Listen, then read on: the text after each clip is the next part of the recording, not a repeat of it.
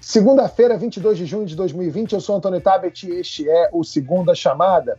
Tá difícil de entender a política brasileira? Calma, temos uma jornalista especializada no assunto que vai desenhar tudo pra gente.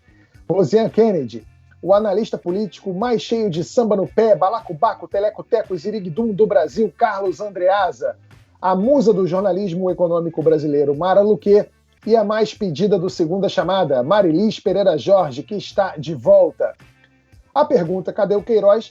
Finalmente tem uma resposta. O Queiroz está preso. Mas junto com a prisão de Queiroz vieram outras perguntas, como, por exemplo, cadê o Weintraub? Não que a gente esteja exatamente com saudade dele. E, claro, vamos falar da triste marca de 1 milhão de casos e 50 mil mortes por Covid-19 e de um crime ambiental sem precedentes na Áustria. Fica ligado que o Segunda Chamada está começando.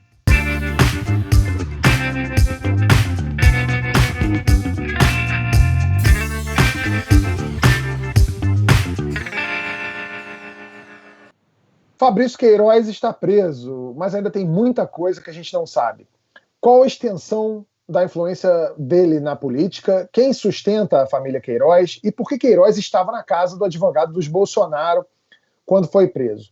Eu ia falar aqui de todas as conexões diretas e indiretas dele com a família Bolsonaro, mas ficou um texto enorme e um pouco confuso. Então, a gente achou melhor fazer um infográfico para vocês. Roda o VT aí. Fabrício Queiroz, você sabe, é o ex-policial militar, amigo de Jair Bolsonaro desde 1984. 36 anos de amizade, que bonito. Jair Bolsonaro é o pai do senador Flávio Bolsonaro, suspeito de manter um esquema de rachadinha quando era deputado estadual no Rio de Janeiro. Jair é casado com Michele Bolsonaro, que foi sua assessora nos tempos de deputado. Segundo o COAF, Fabrício Queiroz depositou um cheque de R$24 mil na conta da primeira-dama. O presidente diz que o dinheiro foi pagamento de parte de um empréstimo que ele fez ao amigo. Queiroz foi assessor parlamentar de Flávio quando ele ainda era deputado estadual no Rio de Janeiro, época da suposta rachadinha. Queiroz é casado com Márcia Oliveira de Aguiar e tem 2 filhas, Natália e Evelyn Queiroz. As 3 trabalharam no gabinete do então deputado estadual Flávio. Natália e Evelyn também tiveram uma passagem pelo gabinete do então deputado federal Jair. É bom quando é assim, né? Tudo em família. Lembra do Adriano da Nóbrega, o miliciano morto pela polícia em fevereiro na Bahia? Adriano é filho de Raimunda Veras Magalhães e foi casado com Daniele Mendonça da Costa da Nóbrega. Raimunda e Daniele trabalharam no gabinete de Flávio Bolsonaro na Alerj. Dona Raimunda aparece em relatório do COAF como uma das pessoas que fizeram depósitos na conta do Queiroz. Entre 2016 e 2017, foram mais de R$91 mil. A agência onde os depósitos foram feitos fica na Rua do Restaurante de Dona Raimunda. O Ministério Público suspeita que Adriano tenha transferido mais de R$400 mil para a conta do Queiroz.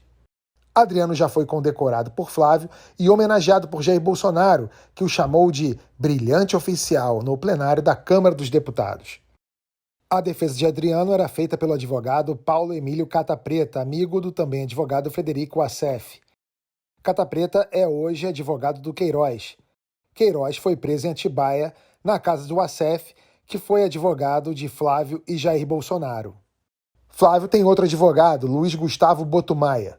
O MP diz que Botumaia ensinou servidoras fantasmas da Alerj a alterarem folhas de ponto.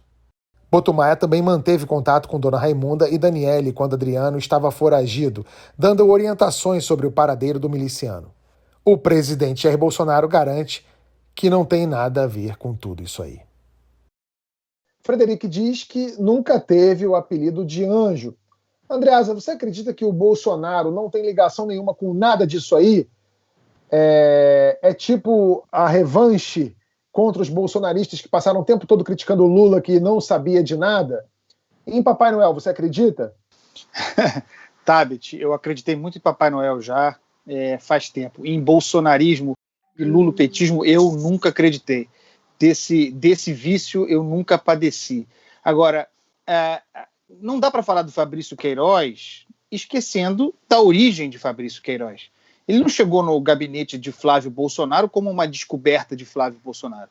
Ele chegou no gabinete de Flávio Bolsonaro como um preposto, praticamente uma imposição de Jair Bolsonaro no gabinete de um filho que iniciava a vida política.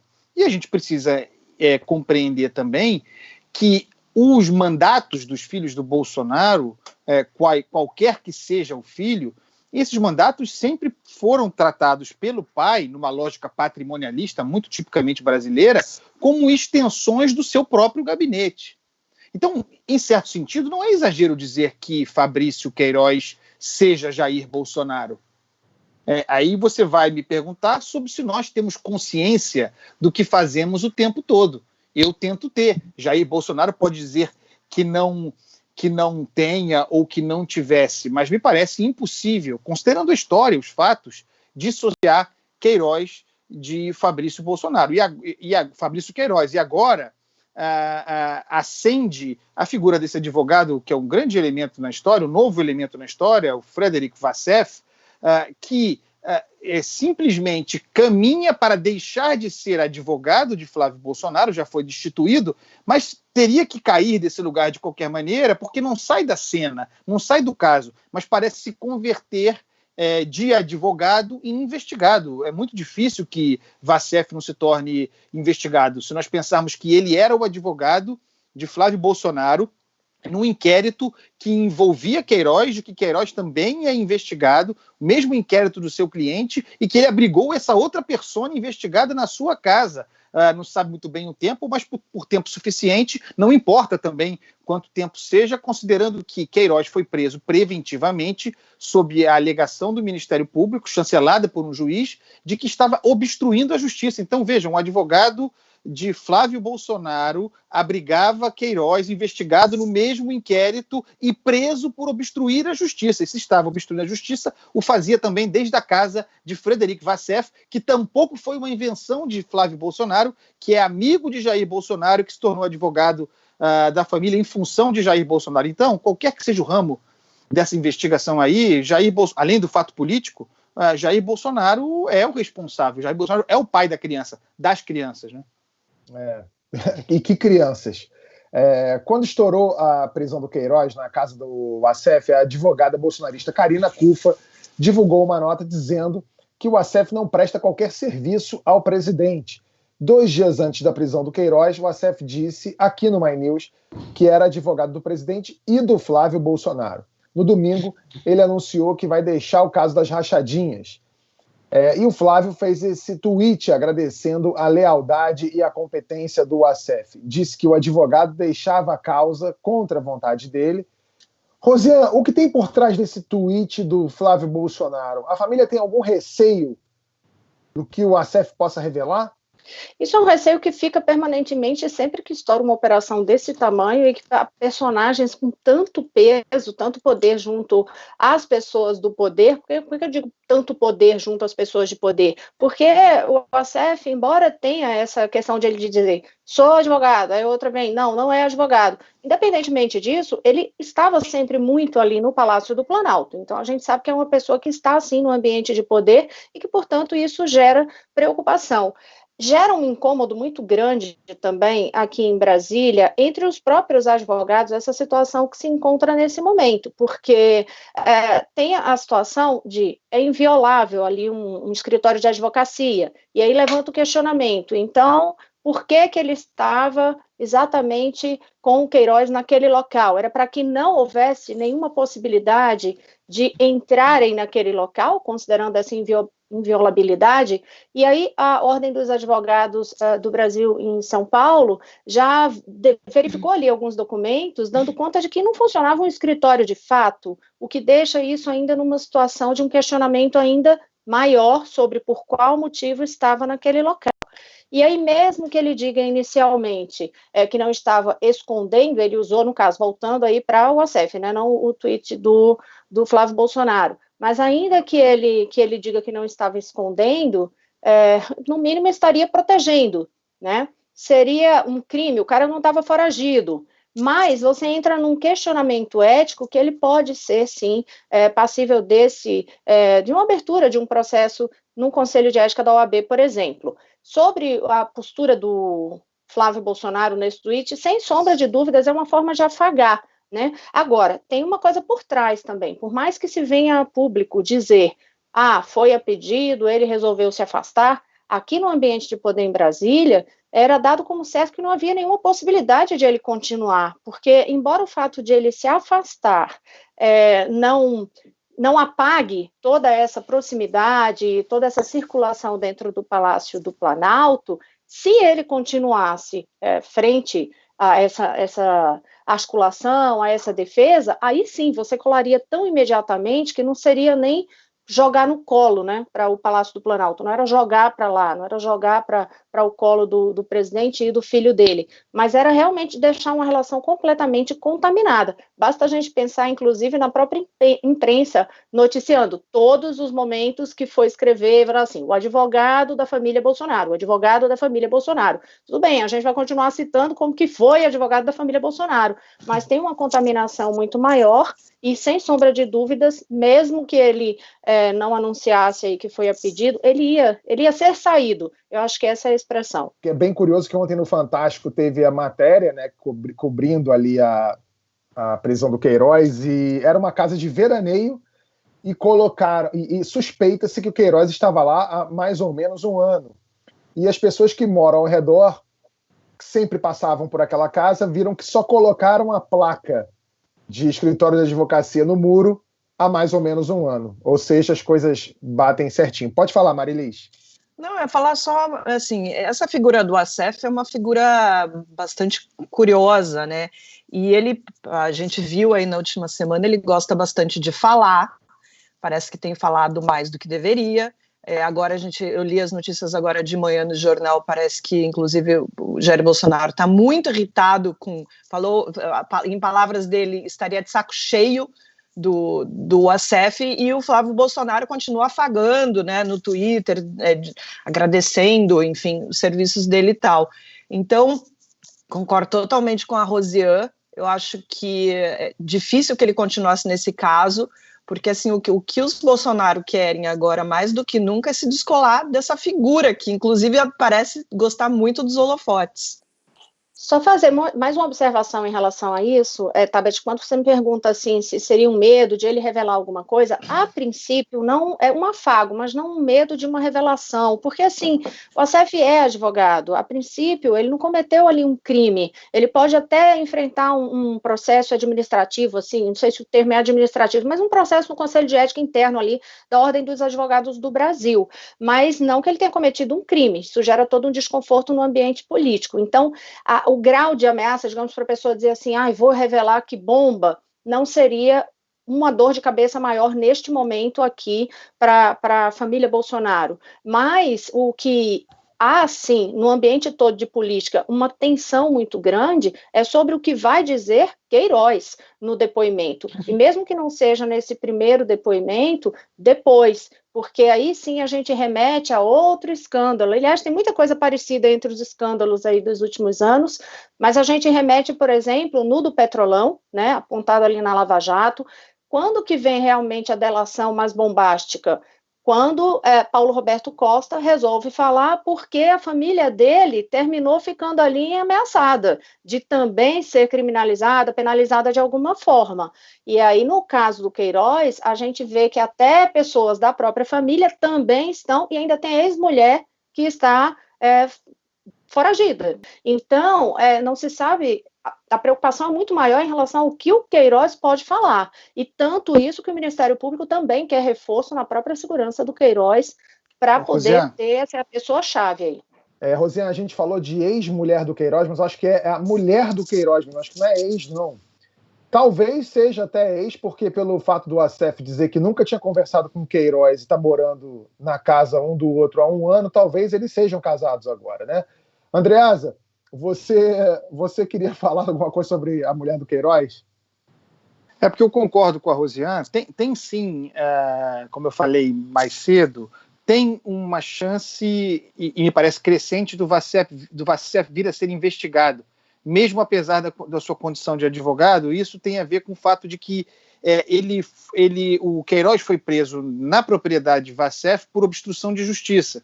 E, nesse caso, o Vassef poderia ser compreendido como alguém que estava dando guarida a um indivíduo que obstruía a justiça. Então, tem essa possibilidade, não é comum, mas o tamanho do caso pode ditar um englobamento de Wassef como investigado. Mas o ponto importante que eu dizia concordar com a Rosiane é sobre a preocupação, mais do que com o Queiroz, com a mulher do Queiroz, Márcia Oliveira de Aguiar, porque está foragida, há, portanto, um mandado de prisão contra ela, e esse mandado de prisão, ela trabalhou no gabinete Flávio Bolsonaro, ela participou, tudo indica, do esquema de rachadinha, mas o mandado de prisão tem como fundamento o fato de que ela seria o braço executivo da obstrução de justiça tentada por Fabrício Queiroz. Ele estaria escondido, protegido, vamos usar o verbo que quisermos, mas sem poder ele mesmo agir. E caberia, portanto, a Márcia e a figura de um advogado aqui do Rio de Janeiro, Gustavo Boto, agirem para constranger ou dirigir, ou mesmo silenciar testemunhas, registros em mensagens e também registros fotográficos do encontro de ambos com a mãe do miliciano morto Adriano da Nóbrega, a senhora Raimunda Veras Magalhães, que não é parente da nossa amiga Vera Magalhães. Essa senhora Raimunda é muito importante porque trabalhou no gabinete de Flávio Bolsonaro também, ou melhor, foi empregada nesse gabinete, tudo indica que era uma atividade laranja. Também a mulher de Adriano da Nóbrega trabalhou nesse gabinete. Há uma movimentação muito exótica de dinheiro vivo em espécie saído da conta dessas senhoras. E o principal braço, o menos falado, mas o principal e o que mais preocupa os Bolsonaro, o principal braço investigativo desse inquérito seria o esquema de rachadinha, portanto, dinheiro amealhado no gabinete de Flávio Bolsonaro, um esquema que já foi confessado por Queiroz. Ele já disse em depoimento, o único que deu, que o esquema existia. Ele disse que o dinheiro tinha outra finalidade.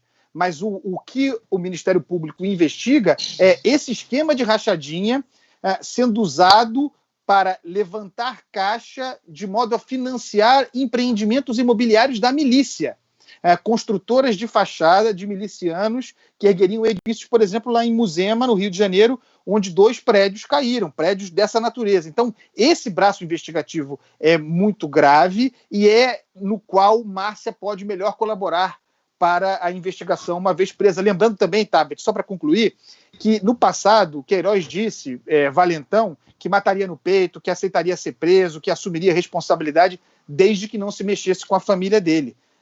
Pode ser que a mulher dele, uma vez presa, gere uma pressão adicional para que Queiroz fale com todas as ressalvas serem feitas pelo fato de que alguém que tem relação com organização criminosa, com milícia, talvez não tenha muito estímulo para delatar, né? Vamos ver em quanto tempo o Queiroz vai virar mais um comunista. E agora eu vou passar aqui, porque a gente estava falando aqui do Ministério Público, o que tem na investigação do Ministério Público? A gente vai fazer aqui melhores momentos. Vamos começar pelas finanças. Segundo o Ministério Público, Queiroz pegava parte do salário dos funcionários do gabinete do Flávio e pagava despesas do senador. Essa é a famosa rachadinha.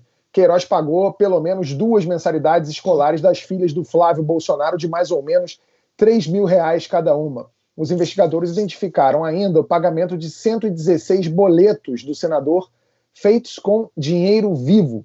Mensalidades escolares somaram R$153 mil e plano de saúde uns R$108 mil. A mulher do Flávio também recebeu um depósito do Queiroz, R$25 mil. Mara, você que é mulher da economia do canal, transações com dinheiro em espécie são sempre indícios de problema? Otávio, eu perguntei isso para 3 fontes. Um banqueiro, o outro do Banco Central e o outro da Receita Federal. E a pergunta que eu fiz foi, grandes somas de dinheiro em espécie é sempre sinal de problema, de rolo, ou existe alguma justificativa para acontecer isso? Resposta dos 3, é sempre rolo, é sempre sinal de confusão, de rolo. Porque assim, você pode ter, por exemplo, você vai viajar, você tem um limite, né, de levar $10 mil, você vai para algum país, já aconteceu comigo com o Garrone, a gente vai para alguns países que não tem cartão de crédito, que não tem sistema financeiro, você vai levar em espécie, mas tem um limite. E você não faz isso, a gente não vai todo mês, toda semana para algum lugar. Então, assim, esse padrão, inclusive esse padrão de saque, esse padrão de movimentação, é o que alerta as autoridades. Eu acho que o grande legado que o governo Bolsonaro vai deixar para todos nós é ter colocado luz, porque isso não é uma novidade. Ele já faz isso há muito tempo, né? Esse padrão já é feito. Só que isso ganha luz quando ele vira presidente, isso ganha um foco, porque é o presidente fazendo isso. E aí você começa a ver uma série. Você vê o esquema das milícias. O esquema das milícias, e o Andreasa acompanha bastante isso, vem crescendo há muitos anos. Quer dizer, agora está o foco ali, como é que funciona, quem é o chefe da operação, como é a expansão deles, os investimentos deles. Então, isso ganha luz, né? Uma luz a investigação em cima disso. A questão da rachadinha, para mim, eu acho que dá para falar sobre lavagem de dinheiro, dá para falar sobre corrupção, dá para falar sobre o absurdo que é todo esse esquema de custo, né? Custo para o país em termos de quando a gente fala em reforma administrativa, em reforma política, ela é o exemplo claro que não são necessários esses assessores todos, enfim, toda essa estrutura. Porque não trabalhavam, porque era só um mecanismo de vazar dinheiro, enfim, de repasse de dinheiro para uma série de coisas. Então, respondendo a sua pergunta, segundo 3 fontes que eu consultei em diferentes pontos, sim, é sempre rolo. Bom, Otávio, sabe uma coisa que chama atenção? A gente viu nos últimos dias aí parte dos apoiadores do presidente primeiro fazendo uma cobrança que eu concordo com eles, que não é só Flávio Bolsonaro investigado nesse esquema de rachadinhas. Aí a gente tem uma lista de quase 30 parlamentares políticos que estão na lista do COAF, estão sendo investigados, só que essas investigações parecem mais lentas. As pessoas estão fazendo essa cobrança, estão certos de cobrar, mas me chama a atenção, de repente, isso não ser um grande problema para os apoiadores do presidente que votaram nele, inclusive por conta de uma bandeira contra a corrupção.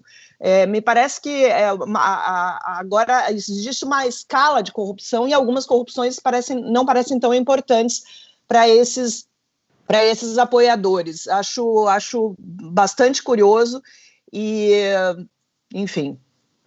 Alguém tweetou, alguém fez um tweet que fala exatamente isso, Marilis. Ele fala, é um tweet do Carlos Bolsonaro, que ele fala assim: é impressionante essa turma do Lula, o entorno todo que acredita que ele não sabia de nada, todo mundo um monte de corrupção, ele não sabia. O tweet é assim, Mara: é incrível como o Lula está cercado de gente envolvida com corrupção, todo mundo em volta do Lula é corrupto, menos o meu pai.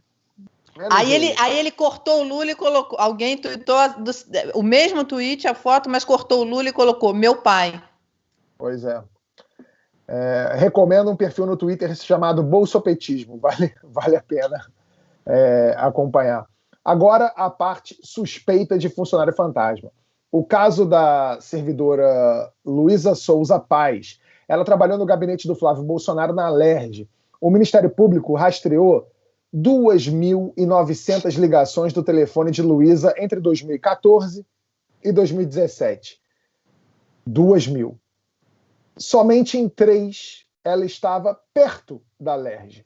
Conversas entre o pai de Luísa, o Queiroz, e o advogado de Flávio Bolsonaro, Boto Maia, mostram que eles articularam a ida de Luísa à Alerj em 2019 para assinar as folhas de ponto de 2017. É isso aí, Andreasa, que configura a tal da obstrução de justiça, né? Pois é, porque você tem um esquema de rachadinha que era generalizado, como a Marilis disse, parece ser uma prática comum nos legislativos Brasil adentro, não exclusivamente no Rio de Janeiro, mas no caso de Flávio Bolsonaro, entra no foco, porque primeiro ele é filho do presidente da República, a gente não pode ser hipócrita a esse respeito, e ele é o filho de um presidente da República eleito tanto quanto os filhos, com um discurso de moralidade suprema acima de todo mundo. Então, a cobrança sobre eles será naturalmente maior. Desmascarar esse discurso face à realidade. No gabinete de Flávio Bolsonaro se fazia, o Flávio disse até outro dia, dizia que funcionava tudo direitinho no escritório dele. Qual era a explicação do Queiroz? Qual foi a explicação que o Queiroz deu no único depoimento por escrito ao Ministério Público no final de fevereiro de 2019? Ele assumiu a rachadinha, mas disse que a rachadinha tinha... nós já vimos esse filme, desculpa lulopetista, tinha uma virtude, não era para o bolso de Flávio Bolsonaro ou dele mesmo Queiroz, mas era para investir no gabinete. Era um caixa paralelo informal para contratação informal, portanto, de um gabinete estendido, de colaboradores externos. Ele até deu um nome, cara de pau, para essa prática, desconstrução de remuneração, ou não, desculpa, desconcentração de remuneração. Essa é a explicação de Fabrício Queiroz. E dentro dessa explicação, cabe também uma quantidade imensa de laranjas, gente que nem sequer frequentava o gabinete. Há um ramo de investigação exclusivo apenas em Resende, familiares de ex-mulher de Jair Bolsonaro, ex-mulheres, parentes de Queiroz, gente pelo estado inteiro recebendo contratado por esse gabinete sem prestar o serviço, colaborando para a geração desse caixa paralelo,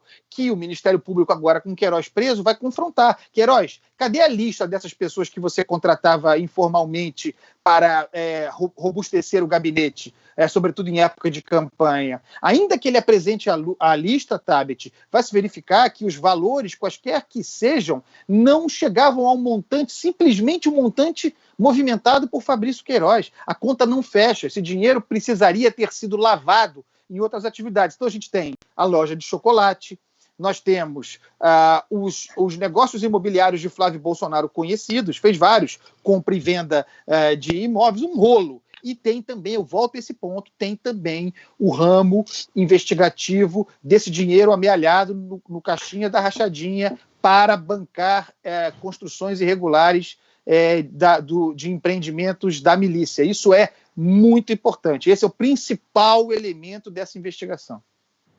É verdade. O advogado Botomai aparece em outro momento da investigação. Em dezembro de 2019, ele está nesta foto tirada pela mulher do Queiroz, Márcia Guiar, que está foragida com Raimunda Veras Magalhães, mãe do miliciano Adriano da Nóbrega. A foto é em Minas Gerais, onde Raimunda, a pedido de Márcia Queiroz, estava escondida. O encontro foi um mês antes do assassinato do miliciano, que era procurado pela polícia na Bahia.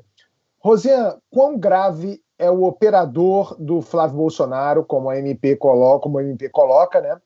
E um dos advogados da família estarem em contato com a mãe do Adriano da Nóbrega, um dos criminosos mais procurados do Brasil?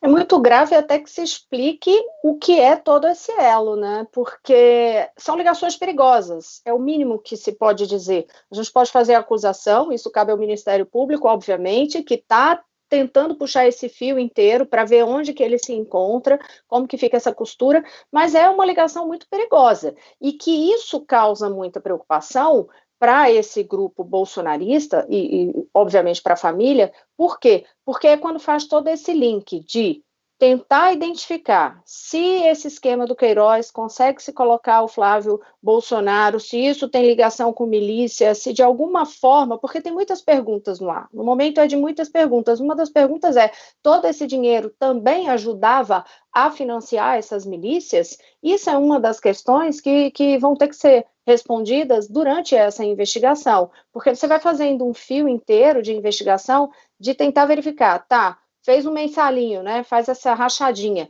e essa rachadinha tem o dinheiro lavado, mas esse dinheiro vai todo para lavar e vai todo ali com alguma finalidade política, se comprovada no final dessa apuração toda, ou isso vai também para esses grupos que estariam justamente para o financiamento das milícias. E aí eu levo mais para frente um pouquinho, que é o que gera um grande questionamento político e que a oposição bate o pé aqui em Brasília, dizendo que tem que ser investigado a fundo, sim, é para saber se isso tudo lá no final vai desaguar no caso Marielle.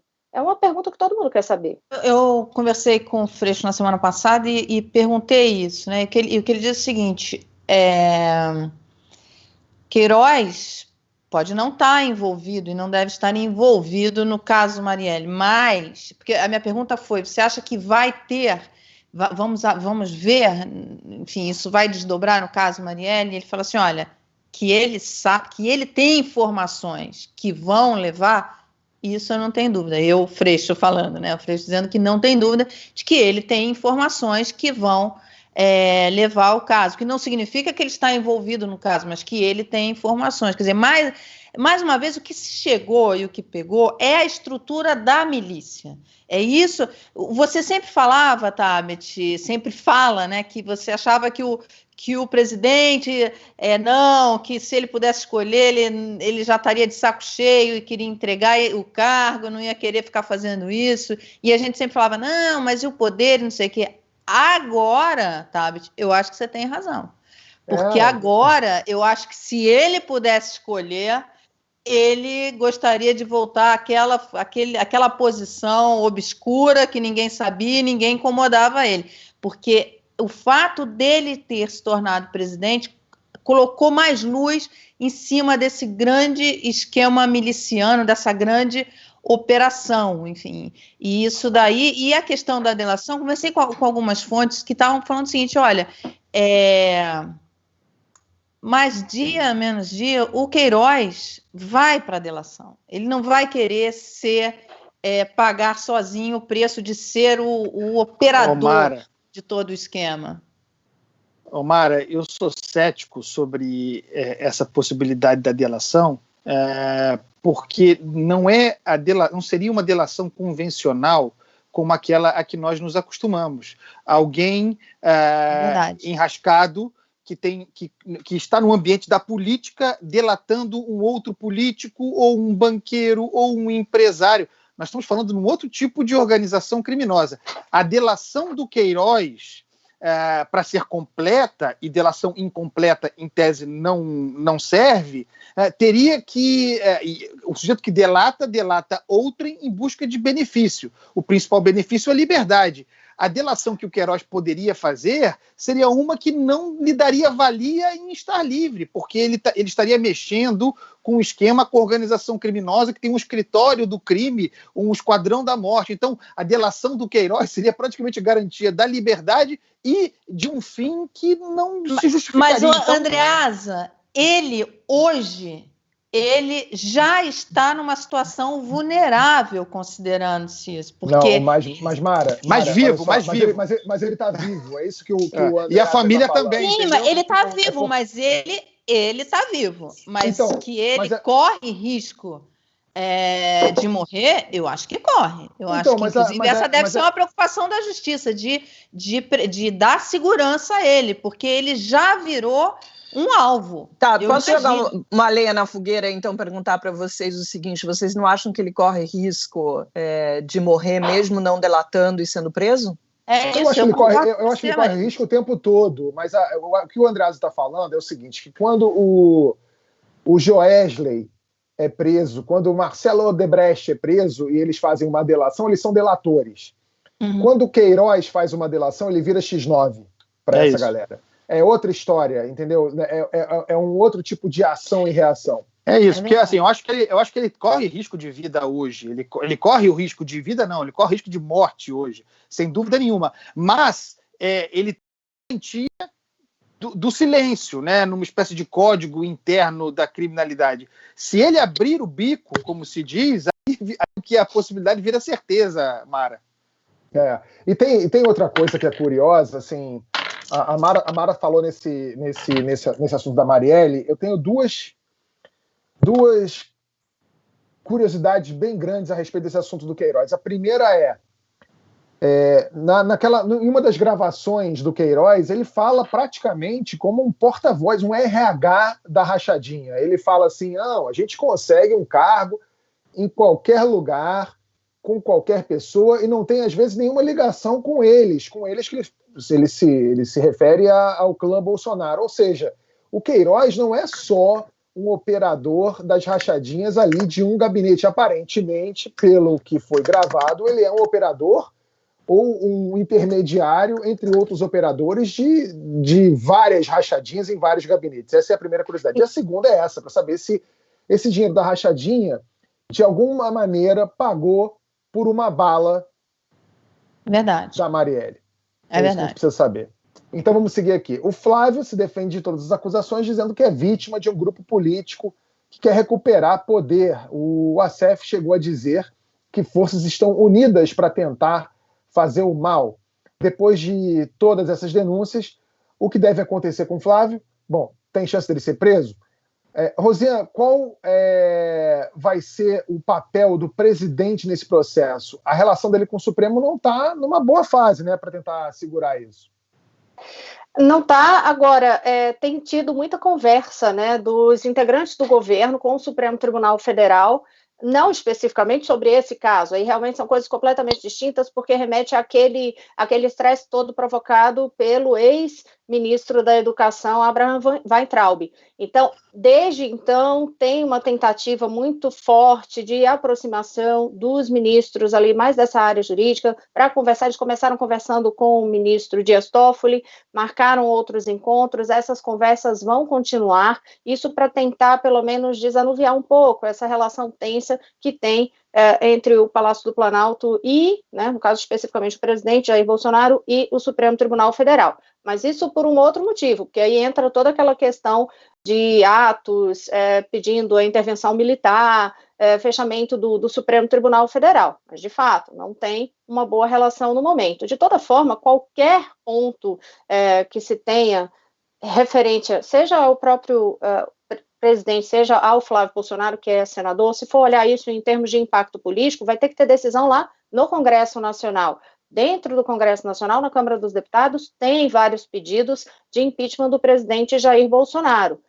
Mas, assim, até agora nada liga, o presidente não é investigado nesse caso, então nada seria exatamente o ponto para dar o início, para disparar esse processo lá na Câmara dos Deputados. Já no Senado, tem também pedido de processo de cassação no Conselho de Ética do Senado contra o senador Flávio Bolsonaro. Se isso é aberto, por exemplo, no Senado Federal, isso vai gerando um enfraquecimento político muito grande. Nesse momento, não tem nenhuma decisão dentro do Conselho de Ética, está se aguardando o parecer da Advocacia do Senado sobre o que foi solicitado de pedido de abertura de processo contra Flávio Bolsonaro. A partir daí que se decide se abre, se não abre, se vai para a gaveta.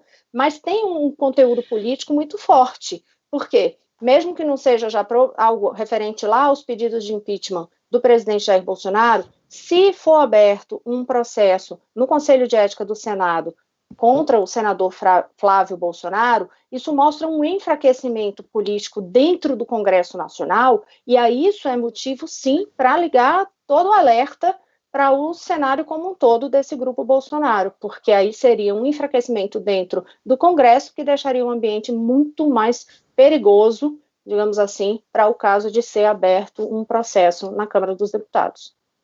Lembrando apenas, pessoal, que do ponto de vista jurídico, esse caso nada tem a ver com o Supremo. Ele tramita na primeira instância do Rio de Janeiro e há um habeas corpus da defesa do Flávio Bolsonaro a ser julgado ainda essa semana, talvez na quinta, exatamente, dia 25, que pleiteia que pede que o juiz Flávio Itabaiana seja impedido de determinar medidas cautelares, por exemplo, a prisão de Queiroz, porque Flávio Bolsonaro seria deputado estadual na época em que se deram os fatos investigados e que por isso ele teria a prerrogativa de foro, deveria ser julgado pelo órgão especial do Tribunal de Justiça do Rio de Janeiro. Ocorre que tem jurisprudência, e tem jurisprudência, por exemplo, Marilis, que diz o seguinte: ele tinha prerrogativa de foro para ser julgado no Tribunal de Justiça enquanto ele fosse deputado estadual. Uma vez que o mandato dele acabou, isso iria naturalmente para a primeira instância e, portanto, estaria no lugar certo, de modo que o juiz certo nesse momento seria o Flávio Itabaiana. Caso o habeas corpus prospere, no entanto, isso pode chegar até o ponto mesmo de as decisões do juiz serem anuladas. Então é muito importante esse julgamento. Não, eu ia te perguntar, inclusive, isso, sobre as decisões do juiz, incluindo também a prisão do Fabrício Queiroz, isso pode ser anulado? Se o habeas corpus for acatado, o Tribunal de Justiça não é automático. O Tribunal de Justiça pode sim, não necessariamente, mas pode sim anular as medidas cautelares do Itabaiana. Mas tudo indica que, ainda que houvesse uma pressão para que mudasse, para que subisse para o Tribunal de Justiça, com a prisão do Queiroz e com tudo que se passou a saber desde então, eu acho que essa tendência diminuiu muito. Eu acho que a chance de que continue com o juiz Itabaiana é maior nessa altura.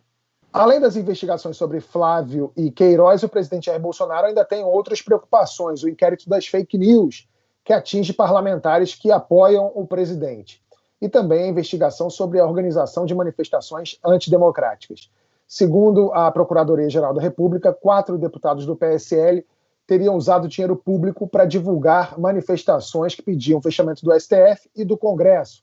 Juntos, segundo o jornal O Globo, eles repassaram R$30 mil para a Inclutec Tecnologia, empresa do marqueteiro Sérgio Lima, responsável pelo Aliança pelo Brasil, o partido que o presidente Jair Bolsonaro pretende criar. Andreasa, seria essa a versão nacional da rachadinha? Os congressistas desviam parte da verba parlamentar para o marqueteiro do Aliança pelo Brasil? Esse é um inquérito que investiga financiamento dos atos antidemocráticos. Foi nesse inquérito, por exemplo, que a militante Sara Giromini, dita Winter, foi presa. Foi nesse inquérito que houve busca e apreensão de apoiadores de Jair Bolsonaro na semana passada. Foi nesse inquérito que se quebrou o sigilo bancário de parlamentares ligados ao presidente da República. É um inquérito que preocupa mais Jair Bolsonaro, porque não tem vícios de origem a serem apontados, e um inquérito que foi pedido pelo titular da ação penal. Foi a Procuradoria-Geral da República que solicitou a abertura desse inquérito, admitido por Celso de Mello. É engraçado o bolsonarismo, porque eles estão atacando eles não atacam o Dias Toffoli, que foi quem criou o inquérito das fake news, porque o Dias Toffoli seria aliado do presidente, e eles não atacam o Augusto Aras, que foi quem propôs esse inquérito dos atos antidemocráticos. Eles só atacam o Alexandre de Moraes, que é meramente relator nos dois casos, né? Eles não sabem, Andreasa. Pois é, essa é a narrativa, Marilis. O Toffoli, que era para o bolsonarismo quase que Lúcifer dentro do STF no início, né? Porque ele era o ex-advogado do PT, o ministro da Dilma e do Lula, enfim. Rosiane, é curioso como essas histórias sempre começam com um marqueteiro, né? No Mensalão foi Duda Mendonça, na Lava Jato João Santana, e agora o Sérgio Lima. O presidente deve se preocupar com essas investigações? A princípio, parece, pelo menos quando a gente olha valores aí dessa parte, dessa investigação especificamente que você citou, da matéria do jornal o Globo, a gente vê um valor ali pequeno. O problema é que desse fio pode sair muita coisa. Sempre é motivo para preocupação. É óbvio que sempre é motivo para preocupação. Não que a gente esteja fazendo uma acusação. Realmente não estou fazendo uma acusação nesse momento. Mas a gente nunca sabe onde isso vai terminar. Porque a verba publicitária, de uma forma geral, ela termina gerando uma possibilidade muito ampla, né? Você não está dizendo assim, comprou 1 quilo de cimento que custa tanto. Você está pagando algo que é muito subjetivo em termos de valores. E isso me remete também a pensar como que está, de certa forma, esquecido, eu acho que agora até mais nesse período de pandemia, como que está esquecida ali aquela fiscalização em relação ao uso da verba de gabinete, porque pelo menos pelo que eu li dessa matéria hoje, esses valores teriam sido repassados, né, pelo menos a matéria do Globo fala, e seria dinheiro da verba de gabinete, que aí você já leva para outro problema, né? Você está usando a verba de gabinete, seria um problema ainda maior. Então, eu acho que desta revelação aí, cabe até o papel de nós também, da imprensa, irmos procurar como que está essa prestação de contas, porque os parlamentares são obrigados a apresentar todas as notas fiscais, eles têm um período ali de 3 meses para poder protocolar como que o dinheiro da verba de gabinete foi utilizado e verificar se realmente todas essas empresas existem, se essas empresas executaram de fato o serviço e também ver o que é que foi para publicidade ou não, para poder tentar se chegar a alguma coisa em relação a essa relação que está sendo feita. E eu acho que realmente nesse momento a imprensa tem um papel específico de ir atrás, aproveitar que foi apontado esse possível problema, né? Ninguém tem a investigação, mas assim, aproveitar isso para sair puxando o fio e observar dentro da bancada mesmo, o que é que está acontecendo, desse grupo todo mais radical, o que é que está sendo feito com o uso da verba de gabinete. Ô Tabet, essa questão dos marqueteiros e das verbas publicitárias, o Ednei Silvestre ele escreveu 2 romances que conta de uma forma muito fácil de entender como é que isso acontece. Vale a pena. Um deles, acho que é Se Eu Fechar os Olhos Agora. Enfim, ele escreveu 2 romances que você entende bem como é que funciona isso no Brasil. Obrigado pelo merchan. Foi você que editou? Editora Record. Muito obrigado, fico feliz. Obrigado, Mara. Não, mas é espetacular aquele livro dele. É o Se Eu Fechar os Olhos Agora? Acho que Se eu fechar os olhos agora, e tem um outro. Fácil. A Felicidade é Fácil. Felicidade Fácil, exatamente. Tem que ler esse livro, porque eu li os 2 e assim são muito bons e explica, você vê ali alguns, a gente que apurou, que acompanhou, enfim, alguns momentos da República, você vê ali. Não sabia que tinha sido você que tinha editado, não. Parabéns. Maravilha, o Andreasa vai mandar exemplares para todos nós aqui, ficamos muito felizes já. Gente, a gente fica falando tanto que está vivendo o Dia da Marmota nesse isolamento, todos os dias são iguais para quem está em casa e tal. O Dia da Marmota, a gente está vivendo há, décadas da marmota na vida política, porque a gente está aqui discutindo verba pública dos gabinetes, dinheiro, por exemplo, da SECOM, que a gente vê que beneficia veículos que tratam bem essa gestão do governo ou que são enviados para os blogueiros oficiais que só defendem também esse governo. Eu acho tudo isso desesperador. Não, e é curioso assim que ouvindo a gente falar e debater esses assuntos aqui, me vem 2 coisas à cabeça. A primeira é que a velha rivalidade entre publicitários e jornalistas, ela chegou a um patamar nunca antes esperado, né? Os jornalistas agora estão caçando marqueteiros com razão. Agora não, Tabet, faz tempo já. Não, faz tempo. E a outra coisa que eu ia falar, assim, eu já falei aqui no programa que, assim, nada contra os ateus, pelo amor de Deus mesmo. Mas assim, a gente falou assim, não deve existir ninguém mais ateu do que os pastores, pastor que pede maquininha, a senha do cartão na maquininha e tal, porque esse cara não acredita numa justiça divina.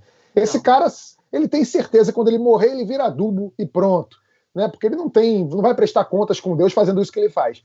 Não existe pessoa mais burra do que um político que está com o holofote em cima dele, que faz a rachadinha aqui, um negocinho aqui. Porque eu vou te falar, depois de tudo que aconteceu na história recente política do país, o cara que rouba, político que rouba hoje em dia, ele tem muita coragem. Né? Será que é burro, Tabet, ou é simplesmente não vendo tudo que a gente já passou aí, a certeza da impunidade, e ainda tanta incerteza da impunidade, é achar que de repente essa pessoa vai se dar bem. Então, mas é por isso que eu estou falando do político que está com holofote nele, né? Porque existe uma diferença. O político é aquilo que a gente já falou aqui, que a Mara acabou de falou hoje. O Bolsonaro, quando vira presidente, ele deixa de ser um deputado do baixo clero ali, que fala as bobagens dele, que o pessoal bate palma no Super Pop, e tem todos os canhões apontados para ele agora. Ele não pode mais fazer a rachadinha aqui, abrir uma franquia da Copenhague ali, pagar a escola da neta ali. Não tem mais essa esqueminha para ele, porque tudo isso agora fica exposto. Tabet, Fabrício Queiroz, Natália Queiroz, toda a família Queiroz que ainda estava nos gabinetes de Jair Bolsonaro, todos foram exonerados no intervalo entre o primeiro e o segundo turno em 2018. Exatamente. O esquema cessou, esse esquema cessou obrigatoriamente, teria cessado obrigatoriamente antes de Jair Bolsonaro, exatamente alimentando o que você está falando.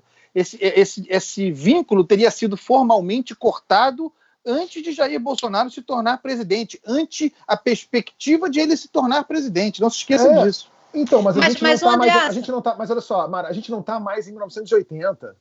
Hoje em dia, a internet, ela acabou com o elemento jurídico chamado direito ao esquecimento. Não existe mais.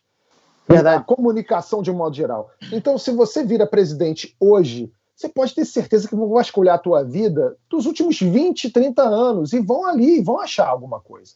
Então, se você é político, ladrão, deputado, vereador, está roubando aí sua rachadinha, sei lá o quê, fica nessa, não tenta virar senador, ministro...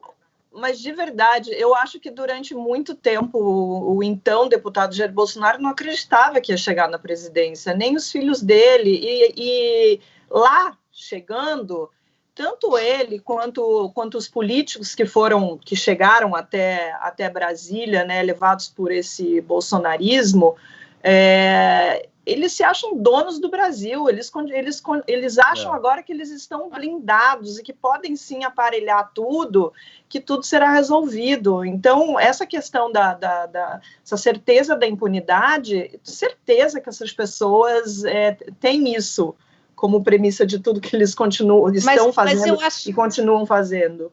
Mas, Marilis e Andreasa, eu acho que existe não é só muito entre aspas, né? Vamos colocar esse som entre aspas, a questão da grana que rouba, paga ali, paga aqui e tal, e troca de carro, troca de casa, enfim, aumenta o orçamento da família. Eu acho que existe uma estrutura maior que é o esquema das milícias. E aí eu acho que tem uma operação maior. Esse dinheiro é um dinheiro que irriga essa organização criminosa miliciana que foi ganhando status e foi aumentando, enfim, é uma outra coisa, é a firma, é uma coisa maior. Bom, se um passarinho foi capturado, o outro voou. O ministro da Educação se despediu do presidente com um abraço meio desajeitado e um discurso constrangedor. Anunciou a saída do ministério e viajou para os Estados Unidos. E só aí foi exonerado oficialmente do cargo. Weintraub, que teve um desempenho pífio no Ministério da Educação, foi indicado para um cargo no Banco Mundial. Caso seja aceito, vai ganhar um saláriozinho de R$116 mil. Mara, o Weintraub merece esse salário ou ele merece um outro salário, um salário assim com C cedilha? Tabet, foi o pior ministro da educação da história do Brasil. Não sou eu que estou dizendo, são os estudiosos, os pesquisadores, as pessoas, os analistas nessa área de educação, as pessoas que trabalham com isso, qualificam ele como o pior na história do Brasil. Mas não foi só isso. Além dos estragos que ele fez até o último minuto dele ali no ministério, ele também criou problemas para o seu chefe, o presidente, porque ele alimentou ali essa briga com o Supremo, enfim, colocou muita lenha nessa fogueira. Quando ele vai lá nas manifestações, ou seja, ele cria também problemas políticos para o chefe. Então, vamos combinar que as qualificações, você aceitaria ele se eu chegasse para você e falasse, olha esse currículo aqui para trabalhar no MyNews? Você não ia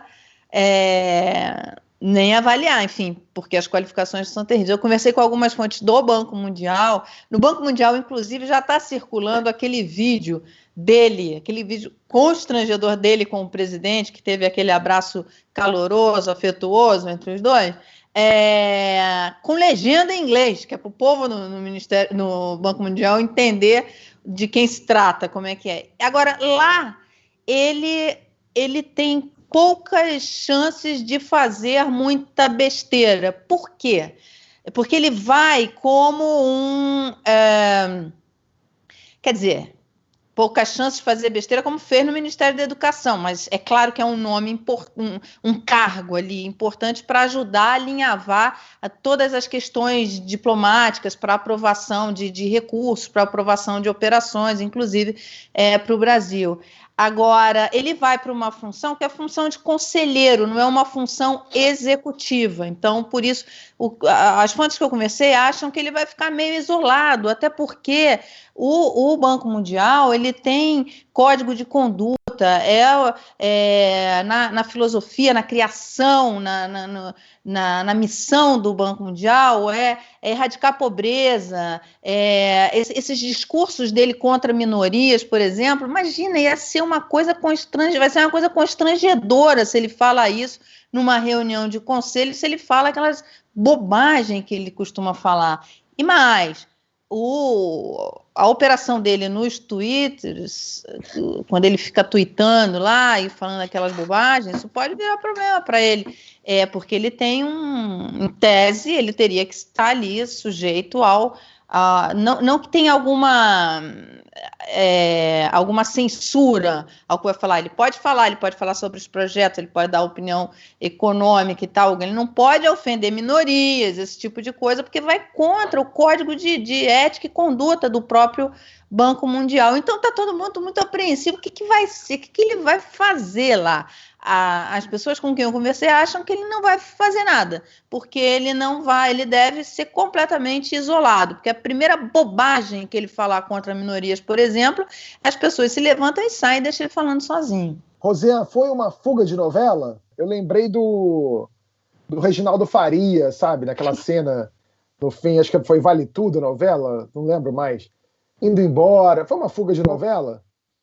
Foi uma fuga já de discurso político sendo preparado, né? Se a gente for analisar direitinho, ele faz uma saída do Brasil que já dá uma costura para levantar toda uma sustentação de tese de que ele sofreria uma perseguição política no país, e aí a pessoa diz assim, mas por que fuga? A gente fala fuga, mas assim, o cara não tem como ter fugido porque ele não estava foragido, ele não tinha nenhum mandado contra ele, né? Mas a gente fala assim por causa da forma que foi essa saída. De toda forma, quando ele sai assim às pressas, né, de afogadilho, e hoje ainda chama atenção para esta segunda-feira mesmo, ele vai lá e coloca no tweet, assim, tem um tweet dele que ele coloca alguma coisa agradecendo a dezenas de pessoas, estou procurando aqui, ele agradece a dezenas de pessoas que ajudaram ele a conseguir sair do país. Isso dá um roteiro, é um roteiro mesmo para poder você dizer que havia uma perseguição política, e isso dá base para ele ser candidato em 2022, a que não se sabe, mas é fato que ele está construindo toda uma base eleitoral, e isso também foi ponto que incomodou aqui em Brasília, com certeza, o próprio presidente Jair Bolsonaro, porque ele começou a crescer muito em popularidade dentro das redes sociais. Por exemplo, semana passada mesmo ele estava comemorando os 900 mil seguidores que tinha alcançado. No dia que ele está saindo ali, que anuncia a saída do ministério, eu não sei se vocês atentaram para um detalhe, ele estava com a máscara e ele apontava para a máscara assim durante a entrevista, mas é que tinha um desenho na máscara, e o desenho da máscara dele aqui do lado era o desenho, tinha escrito meu ministro favorito, com a imagem do rosto dele no bonequinho do meu malvado favorito. Então você vê que ele constrói toda uma base para uma candidatura aí na frente. Então tem isso, só que eu ainda vou pegar a questão do Twitter especificamente, desse post dele hoje, porque ficam dois questionamentos no meu entendimento aí. Quando ele fala assim, várias pessoas ajudaram, essas dezenas de pessoas que ajudaram, é o quê? Porque foram coniventes com a forma que ele saiu? Ou quando você diz assim, isso é somente para poder construir essa narrativa mesmo política, para ver o que é que dá daí para frente? E aí, só para fechar, poderia vir o questionamento assim, mas por que isso de perseguição, se ele não está ainda, né? Ele não é denunciado, ele não é réu, ele não está, é isso, ele não é réu, pronto, basta dizer isso, ele não é réu. Só que ele está naquele inquérito, que é justamente as declarações dele em relação ao Supremo Tribunal Federal, e aí seria, deixa eu tentar puxar o termo, crime contra a honra, né? Crime contra a honra, até aí é uma coisa, isso não daria prisão. Mas, se isso for enquadrado no crime de segurança contra a segurança nacional, aí sim, isso poderia dar uma prisão preventiva, por exemplo, inclusive uma prisão preventiva. Então, claro que tem todo esse entorno para que ele tenha saído tão rapidamente do país. Para mim é uma narrativa esquizofrênica, aquela coisa meio Sarah Winter, sabe? De falar assim, me solta que eu vou brigar! Ai, socorro, estou sendo perseguido. Acho que tem muito desse teatrinho dele. E o tweet que você mencionou foi de hoje, às 9 da manhã, que ele fala: agradeço a todos que me ajudaram a chegar em segurança aos Estados Unidos, seja os que agiram diretamente, foram dezenas de pessoas, ou aos que oram por mim. Aproveito para dizer que estou bem. Quanto à culinária internacional, ontem fiquei tentado a comer uns tacos, acabou sendo KFC. Ou seja, nem para gastronomia ele tem bom gosto. A gente podia criar um termo novo, né? Já que ele não é foragido, a gente podia inventar um foragido com J, que é esse foragido que não precisava estar foragido, é um foragido diferente, é um forarrido, já que ele gosta de tacos. Agora, ele entrou com do passaporte diplomático, né? Com a questão diplomática, mas lá, depois que sai a exoneração, ele não tem mais direito a esse passaporte. Então, ele sai com qual passaporte? Com passaporte com C cedilha, passaporte. Então, outro passaporte, diferente. Para encerrar o programa, ambientalistas comemorem. Teve multa pesada por emissão de gases tóxicos na Áustria semana passada. Policiais estavam num parque em Viena quando um homem se levantou de um dos bancos. Ele foi na direção dos policiais e, sem quebrar o contato visual, soltou um pum daqueles de combo. Barulhento, longo e mal cheiroso. O cara foi multado em 500 euros, quase 3 mil reais, por ofensa à decência pública. A conta da polícia vienense no Twitter esclareceu que não está notificando ninguém por soltar gases acidentalmente, mas que o homem estava, aspas, agindo de forma provocativa. A polícia descreveu o ato como, aspas de novo, um vento intestinal enorme, aparentemente intencional, fecha aspas, e disse que os policiais não gostam muito que se peide neles. Andreasa, se em vez de austríaco fosse um estrangeiro, isso podia virar um incidente diplomático? Isso cai na área do terrorismo? Da onde vai aí? Olha, eu acho que isso aí é sempre atentado ao pudor. Sempre, incondicionalmente. Eu qualifico nesse lugar, mas não sei os colegas. Marilis, você que é a nossa pessoa de comportamento. Caiu muito. Deixa eu fazer uma coisa aqui. Caiu muito. Antigamente eu vinha para esse programa aqui, ainda mais com a presença da Marilis, e a gente tinha pautas qualificadas, a gente tinha pautas sobre hábitos sexuais, cultura sexual, e aí agora, Tabet, eu tô vendo o Andreasa muito decepcionado com essa pauta aí do final. Porque eu não faço essas coisas. Isso aí que você descreveu, eu não faço, nem em público, nem em privado, Tabet, então eu não posso comentar essa matéria, eu não sei o que dizer, sinceramente. Olha, eu vou te falar o seguinte. O Andreasa não faz essas coisas, o Andreasa é o próprio alecrim do campo. Eu não tenho nada a ver com essa pauta, tá? Quero deixar bem claro, porque nem da última reunião de pauta participei, isso é coisa da Bia. A Bia tem problemas. Olha, mas A Roseanne, uma jornalista séria, premiada, participando do programa a primeira vez, já fica com uma impressão ruim desse tipo de coisa. Eu só queria dizer uma coisa para vocês. Eu queria que todos os nossos problemas aqui no Brasil fossem desse tipo, dessa natureza, e com essa acusação do policial é digna de ministro do STF falando. Então, assim, queria muito que a gente tivesse que lidar com esse tipo de problema e não com as tragédias que a gente tem que lidar todos os dias. Eu ia dizer só que eu fiquei com medo aqui, porque vai que a moda pega, né? Eu fiquei imaginando, assim, aquelas sessões de CPI, quando voltar da pandemia, obviamente, né? Aquelas sessões tumultuadas, sala lotada. Eu espero que a moda pegue por aqui. Então, mas olha só, eu acabei de lembrar dessa história, isso já aconteceu contra mim. Eu já contei essa história algumas vezes, eu vou contar aqui de novo. Uma vez eu estava indo embarcar no Santos Dumont, saí de um táxi, lá no embarque do Santos Dumont, vieram duas meninas, aparentemente 20 e poucos anos, falar comigo, e vieram sorridentes, e me reconheceram por causa do Porta dos Fundos, e falaram assim, você manda um recado pro Gregório? Eu falei assim, claro. Uma delas virou e peidou, e deu um peido alto, assim, ó, e foi embora. O taxista começou a rir, e eu não entendi aquilo, eu falei assim, meu Deus, o que tá acontecendo? Ela guardou um peido pro Gregório e me entregou, foi um iFood de peido. E eu cheguei pro Gregório depois e falei assim, Gregório, você já teve algum relacionamento com uma garota e você peidou com ela devolveu, agora o que aconteceu? Aí o Gregório falou assim, não foi. Eu falei assim, não, foi um peido político, então, né? Foi tipo um recado. Então, assim, eu sei o que esses policiais passaram. Bom, olha só, gente, o programa chegou ao nosso tempo limite aqui, mas para quem é membro tem mais um tema, ou dois, na verdade. A gente vai falar por que o Bolsonaro não se pronunciou sobre as 50 mil mortes por coronavírus. O Andreasa e a Marilis vão dizer pra gente se tem método. Quer saber mais? Clica no retângulo azul e vira membro do My News. Além desse conteúdo extra, tem também o Sextor, a live de investimentos da Mara e o Happy Hour do Dinheiro na Conta. Semana passada eu e a Mara fizemos um bate-papo muito legal sobre empreendedorismo digital para membros.